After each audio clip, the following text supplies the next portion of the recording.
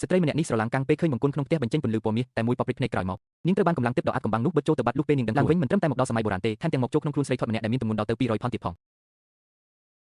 ចុះរៀងដូចបិសាចស៊ីស៊ីរបស់ខ្ញុំទៅណាអស់ហើយរំពេចនោះការចងចាំដែលមិនមែនជារបស់ខ្លួនក៏ហូរចូលខួរក្បាលទើបដឹងថាម្ចាស់នេះតែត្រូវបានមុនធ្វើស្រាដ៏សម្ងាត់របស់នាងអាគូដណ្ដឹងថោកទាបនេះបានរៀបគម្រោងជាមួយប្អូនស្រីជីដូនមួយចរិតពូវែកដើម្បីសម្លាប់នាងក្នុងថ្ងៃរៀបការ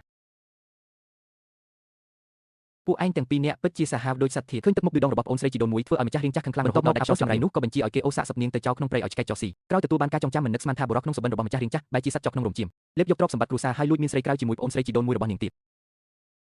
ចំណងស្នេហ៍ស្មោកគ្រោកនេះត្រូវបានលាតត្រដាងពេលនោះអ្នកបម្រើក៏សួរនាងថាតើគួរធ្វើបែបណាទៀតនាងក៏វិភាគស្ថានភាពបច្ចុប្បន្នផ្ទះច្បាស់ជាត្រឡប់ទៅវិញមិនទាន់ការទេមានតែទៅរកមេផ្ទះដែលធ្លាប់ត្រូវបានម្ចាស់រៀងចាស់បណ្ដេញចេញឲ្យមកជួយតែនៅពាក់កណ្ដាលផ្លូវពួកគេបែរជាជួបក្រុមខ្មាំងកម្បិតឈុតខ្មៅមួយក្រុមប្រតិកម្មដំបូងរបស់នាងគឺត្រូវរត់គេចខ្លួនឲ្យលឿនបំផុតប៉ុន្តែរត់មិនទាន់បានប៉ុន្មានជំហានផងវិញ្ញាណដែលនៅសេសសល់របស់ម្ចាស់រៀងខាត់នាងឲ្យឈប់នៅនឹងកន្លែងរួចក៏មានសម្លេងបន្លឺក្នុងខួរក្បាលថានាងយកខ្លួនប្រាំខ្ញុំទៅហើយនាងត្រូវតែជួយ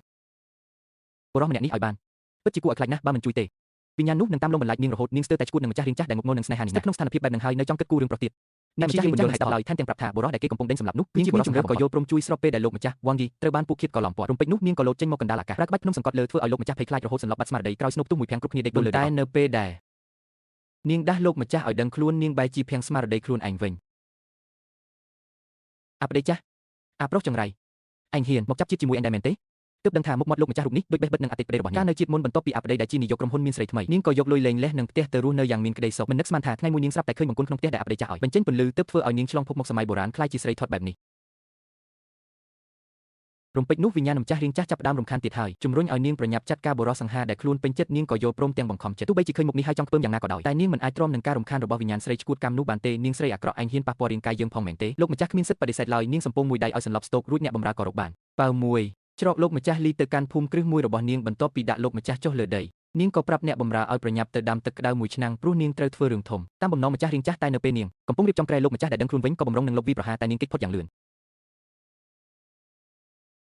លោកម្ចាស់ដែលបាត់បង់សមត្ថភាពតាំងបានត្រឹមបណ្ដោយឲ្យនាងធ្វើតាមចិត្តព្រឹកព្រលឹមឡើងក្រោយនាងដឹងខ្លួននាងក៏ដកប្រាក់កាក់មួយចំនួនទុកឲ្យលោកម្ចាស់ជិះស្គរតែពេលឃើញមុខដែលដូចអាប់ដេតចាស់នេះហើយនាងក៏ក្តៅក្រហាយរួចក៏យកប្រាក់កាក់ពីរត្រឡប់មកវិញរួចក៏ចាក់ចេញទៅបាត់ពេលនោះលោកម្ចាស់ពិតជាឈឺចាប់ខ្លាំងណាស់ពេលឃើញកាក់ពីនេះវាគឺជាការប្រមាថដល់កិត្តិយសរបស់ទ្រង់បំផុតនាងស្រីចង្រៃឯងហ៊ានចាប់ទុកយើងជាប្រុសលោកខ្លួនផងមែនទេពេលកងការពីមកដល់ទ្រង់ដែលកំពុងមានកំហឹងជួបមេឃក៏បញ្ជាឲ្យប្រើកម្លាំងទាំងអស់ស៊ើបអង្កេតប្រវត្តិស្ត្រីម្នាក់នោះឲ្យអស់ហើយត្រូវចាប់នាងមកដាក់ក្នុងគុកគំនិតដើម្បីសួរចម្លើយដោយផ្ទាល់ចំណែកម្ខាងទៀតនាងនិងអ្នកបម្រើទោះបីជាតាមរកដល់ផ្ទះចាស់របស់មេផ្ទះឃើញមែនប៉ុន្តែបែរជាទទួលបានដំណឹងថាមេផ្ទះបានស្លាប់ដោយសារជំងឺបាត់ក្តីសង្ឃឹមតែមួយគត់ត្រូវបានរលាយបាត់នាងបានត្រឹមលួងចិត្តខ្លួនឯងថាទូផ្លូវតលក៏គង់មានច្រកចេញមេឃងឹតទៅហើយពួកគេក៏សម្រេចចិត្តរកផ្ទះតែខាងក្នុងមើលទៅហាក់ដូចជាគ្មានមនុស្សសោះមានអ្នកណានៅទេស្រាប់តែម្ចាស់ហាងចេញមកសួរថាចង់ញ៉ាំបាយឬចង់ស្នាក់នៅដោយមិនដឹងខ្លួនពួកគេទាំងពីរបានចូលហាងក៏ខាងហូបស៊ីសាច់ឲ្យរួចក៏ចាក់ចេញទៅឃើញនំប៉ាវក្តៅអ្នកបម្រើទ្រាំមិនបានក៏ស្ទុះទៅញ៉ាំភ្លាមប៉ុន្តែនាងចាប់នំប៉ាវមកហិតមើលក៏ដឹងថាមានរឿងមិនស្រួល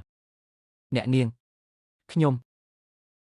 ស្រាប់តែមានអារម្មណ៍ថាប្លែកពេលឃើញក្នុងក្រុមបរិសុទ្ធខ្លាំងពី3នាក់ក៏សម្រុកចូលទៅទើបដឹងថាហាងនេះគឺជាហាងដែលជំនាញខាងដាក់ថ្នាំសន្លប់ភ្ញៀវដែលដើរកាត់ផ្លូវតែពួកគេមិនដឹងទេថានាងមិនបានញ៉ាំវាឡើយមិនយូរប៉ុន្មាននាងនិងអ្នកបម្រើក៏ត្រូវបានគេសែងទៅកាន់ឃ្លាំងក្រោមដីសូម្បីតែបរិសុទ្ធខ្លាំងពី3នាក់សែងនាងក៏ហត់ចង់ដាច់ចោលដែរថានាងផុតពេកពីបាក់ដឹកជញ្ជូនតែនឹកឃើញថាអ្នកទិញគឺជាពួកវិកលចរិតដែលចង់យកឈាមស្ត្រីទៅធ្វើជាថ្នាំពៅក៏បង្ខំចិត្តយកច្រវាក់ដែកមកចង់នាងទុកមិននឹកស្មានថានាងស្រាប់តែបើកភ្នែកធំរួចម៉ាត់មួយដៃចេញទៅឯងមិនអីទេមែនទេមកទាំងអស់គ្នាដេកនាងចាប់ច្រវាក់ដែកក្រវីតែមួយទំហឹងវីពួកម្ចាស់ហាងឲ្យដួលគោលើគ្នាមេខ្លោងទាំងពីរអ្នកភ័យខ្លាំងពេកក៏លុតជង្គង់សុំមេត្តាដោយអហង្ការ